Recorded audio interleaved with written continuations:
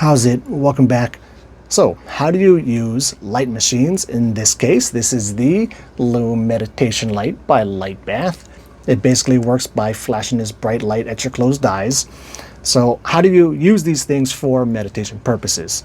Now, granted, I don't know what else you'd be using them for besides meditation purposes, but my favorite way to explain on how to use one of these things, because there is certainly a learning curve to getting used to them, especially if you don't have much of a meditation practice at all outside of using one of these devices, is to simply find something that jumps out to you, some sort of pattern you see as you lie underneath these flashing lights. So a really easy example, one that can be seen pretty much immediately if you're looking for it, would be like a center point, or maybe you see like lines starting to appear, like a grid shape forming.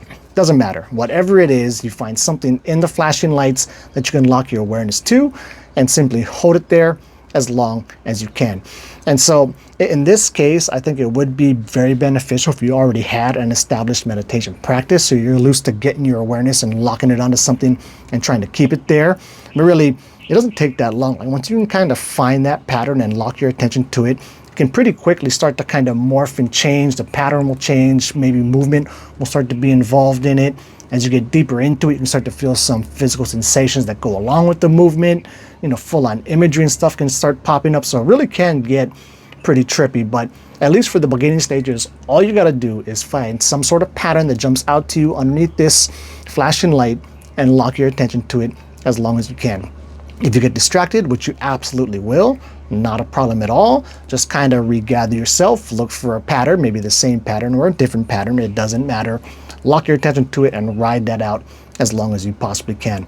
Now, some things that can kind of help with this here, and this actually leads to what is one of my favorite explanations or definitions of what your third eye actually is. So when you're seeing this pattern, you don't want to be looking at it with your actual physical eyes. As you get kind of longer into the session, you start to feel really uncomfortable and make your eyes kind of hurt in a way or feel like they're straining. You want to watch it with your mind's eye or your third eye. So a simple way I like to explain this is you want to completely relax your eyeballs while keeping this pattern visual in view.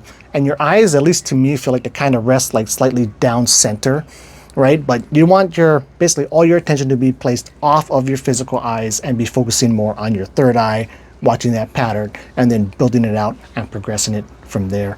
And it really is that simple. So with that said, that wraps it up. And until the next video, keep your meditation practices legit.